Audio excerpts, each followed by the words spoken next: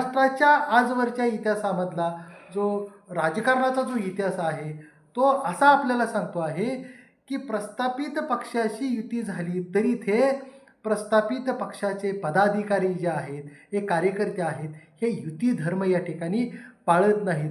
निवडणुकीमध्ये आंबेडकरीवादी पक्षाच्या उमेदवाराला ही सवर्ण आणि बहुतांशी ओबीसी, त्यामधून मी खरं तर मायक्रो ओबीसी वगळतो आहे, म्हणजे सवर्ण आणि बहुसंख्य ओबीसी हा वर्ग आंबेडकरी समुदायाला, आंबेडकरी विचारधारेच्या उमेदवाराला कधीही स्वीकारत नाही.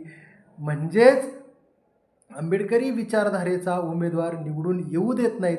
हा महाराष्ट्राच्या आजवरच्या राजकारणाचा इतिहास आहे आणि पुरोगामी आपण ज्याला म्हणतो आहे, या पुरोगामी महाराष्ट्रासाठी ही खरं तर लांछनास्पद गोष्ट आहे. आणि हे माहिती असतानासुद्धा आनंदराज आंबेडकर यांनी एकनाथ शिंदे आणि पर्यायाने BJP बरोबर ती युती करणं हे खरं तर महाराष्ट्राच्या जनतेला न समजलेलं कोडं आहे.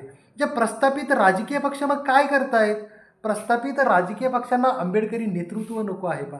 प्रस्थापित राजकीय पक्षांना फक्त आंबेडकरी वोट बँक हवी आहे आणि त्यामुळं त्यांना निवडणुकीमध्ये वोट बँकेच्या स्वरूपामध्ये जो आंबेडकरी समुदायाचा जो मतदानाचा गट्टा आहे, तो मतदानाचा गट्टा त्यांना हवा असतो. मात्र आंबेडकरी नेतृत्व ते कधीही उभा राहू देत नाहीत. आणि आपलं असणारे जे काय हरिजन नेतृत्व आहे, हे हरिजन नेतृत्व सवर्ण उमेदवारांना प्रचार करून त्यांना निवडून आणण्याचा चंग बांधत असतात आणि त्या बदल्यामध्ये त्यांना एखादं